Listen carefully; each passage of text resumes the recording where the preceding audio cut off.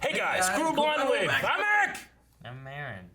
Calvin. And we're back with Fate Zero. I remember what show we're doing. Calvin, last time on Fate Zero, what happened? Kiritsugu flashback. Chickens. Killed his own father. And his crush started it all.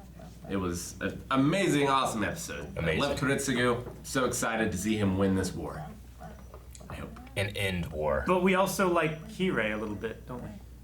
I like Kirei, but Kirei doesn't need to win. He's like Andre the Giant. I think Andre the Giant doesn't need the title, because he's Andre the fucking Giant. I think Kirei might discover that he's a sociopathic murderer.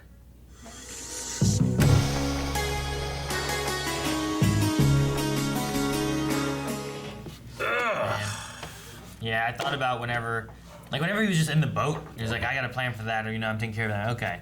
But then there was a point whenever he was sitting in the water, and I was like, oh no. Yeah.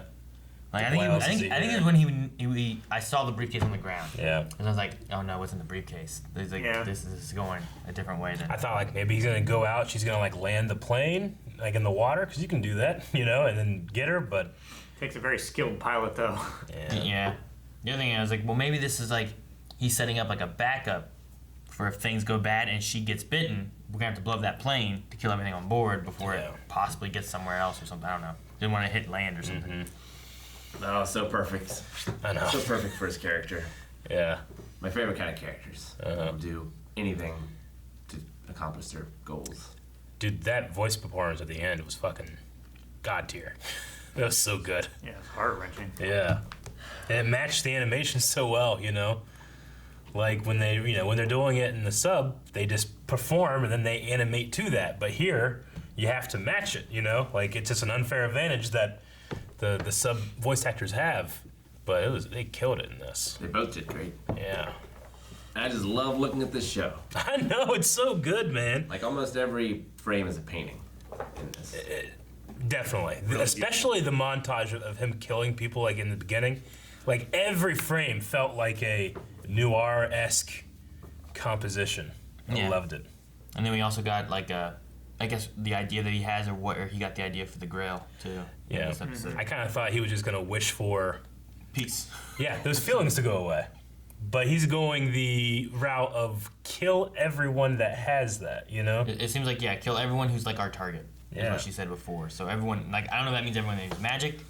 That means everyone who has like that evil tendency, or I don't know what it means. But if it's like a monkey's paw situation, he might end up just killing everybody, which might be what he wants. I think he'll definitely kill himself. Yeah, me too. I mean, I don't think he's worried about that. What essentially is his mom. He thinks of himself as the necessary evil.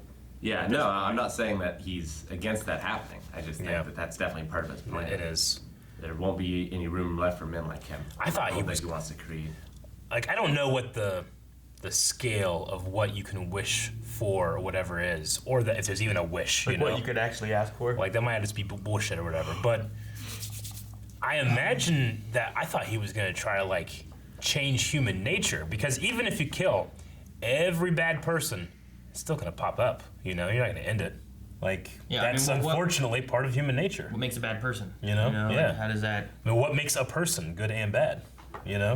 Sometimes the bad outweighs the good, but doesn't mean that everybody's bad all the time, 100%. Yeah. Like if he wishes to kill everyone who's ever had a bad thought, that's everybody. Well, or a violent thought, or a. The line of what's being bad is a thief bad. Yeah. What about a thief who's stealing to feed their family because they're too poor? What about a thief? Then are you just killing poor as well? What about a thief that steals from another poor person and that family dies, but his family lives? Like thief that steals from the rich and gives to the poor. Yeah. Yeah. I don't know. I feel like there's different lines of what would make someone bad and what doesn't. And I don't know how it's gonna work out. Especially if he wins. Maybe he doesn't win. Maybe watching this, we're like, man, I'm with him. And then we see this, and we're like, well, maybe not. Yeah. I mean, if it's possible to use the wish to get to the root, that might be the most powerful thing that you could do. Because if it's the root of all magic, and you have an unlimited tap of mana, then you could do anything with it, really. But I mean, this has happened before, and like the previous winners, it seems like all the families are relatively equal. So none of them who won made themselves like these all-powerful beings. Yeah. That's what I'm saying. Like, it might just be bullshit too. I don't know. Like, because people have won and not gotten to the root, right? Well, they've won in living memory. Yeah. Maybe they had other wishes that they went for. Yeah. Maybe. Or maybe it's like a genie thing where you have to be very careful with your wish. Yeah. Like wishing for great wealth. They get really wealthy, and then some assassin comes in, kills them, and steals all their gold. Maybe it only grants like worthy wishes. And if you don't grant for something worthy, it's just wasted. Maybe the wish that has been granted before means that the world was way, way, way, way worse off for the people, the person that wished, you know, and like the world was wished to this world, you know, but you always can, you know, it's kind of that idea of like, you know, if I make $1 million, then I'll be happy. But once you've made $1 million, then you want to make 2, then you want to make 10, then you want to make more, you know, it's never enough. So maybe it's like that. Maybe they've made their wishes, it has changed the world, and it's still shitty. It's like that one song, Greatest Showman. If I had $1 million, that one? No, never enough. Oh, sorry. Also, Odd Vorsak, we didn't really get to see him do much with it, but he has one of the most terrifying powers I've ever heard of. He's like a xenomorph. Well, could it be similar to... Even if you kill him, it's real bad. Could it be similar to Kari? Karya?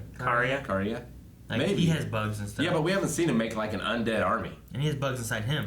Yeah, but they might be from the same family. Those wasps did look very much like the ones that he was sending after. Is that what his power Tokyo. did? Or was it because of him being dead that they did that? No, they said before that like his bees can make ghouls. Yeah.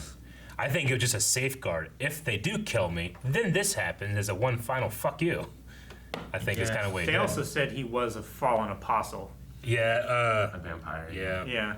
I'm just thinking about like Or a dead apostle, rather. him killing Natalia there, and then like talking to Shirley, because like maybe what made the father easier to kill was the fact of like he let Shirley live because of his feelings for her, and then she caused all the mayhem that happened there to the town that everyone had to die.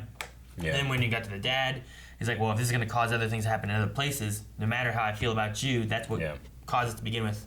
So I need to kill him. Yeah. And you get to this, with that all coupled with the idea of what she said in this episode of things like being a hero, you got to look out for yourself. That's how I've stayed alive so long, like all those kind of things.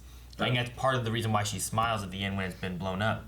Yeah. And I thought she was saying too, like when she was talking about how perfect he was for this job, I thought she was going to say like I was afraid that one day you were going to take me out because you seem to have no trouble killing anyone. But she didn't say that, but her smile kind of like she obviously knew who the one that did that was. I honestly think I think it was better unsaid. I don't know. It's one of the best. I mean, I loved the last episode, but coupled with this one, it's been some of the best Fate series done yet.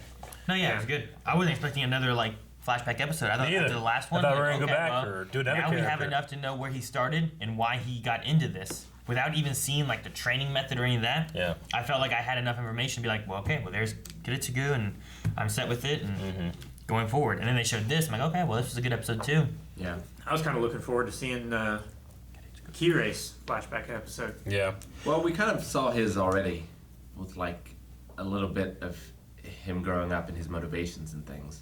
Well, we heard about it, but we didn't really see a whole lot. I mean, we saw with him and like Sakura and the other daughter and the wife and everything. Like we saw their relationship a little bit before this. I mean, I feel like with everybody that's alive still, I feel like I know their motivation. Now that I know Kiritsugu more, I feel like I know their motivations pretty well. Waver to prove himself, not being a member of the, of a specific family. Karya to save Sakura. Kirai, his motivation that he doesn't know what his motivation is. Yeah. Yeah. And now Kiritsugu. Speaking of, like, were you guys talking about Kirai or Karya? Karya.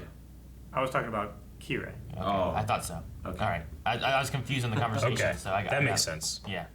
Yeah, Kirai, I mean, we don't know. We know that he had a wife that passed away. They said that in the first episode. And obviously being raised by the church and then being a apprentice to Tokiomi. But he also, I don't know, like, the thing that's so scary about him to me is that it seems like the more and more he, like, gets opened up, especially by Gilgamesh, the scarier he is, you know? That's why he's so entertaining. I know. And he's also very deadly in the way that he is already So with his deadly. blades and stuff Yeah. too, you know? Yeah.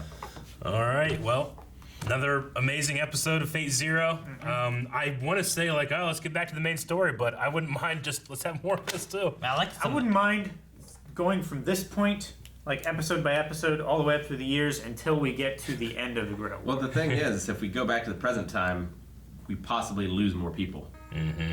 And so we can't lose people if we keep doing flashbacks. That's true. He's We right. just did. We've lost people last 3 episodes. Thank you guys so much for watching this episode of Fate Zero. You can check the next one out right now over at patreon.com/blindwave. Full link is available there as well. Also twitch.tv/blindwave. We play video games. Maybe we'll play through one of the Fate visual novels someday on stream. But right now we're playing things like sweary games and maybe horror games. I'm not sure. No one's playing Check it out. sweary. No one's playing sweary. Twitch.tv/blind.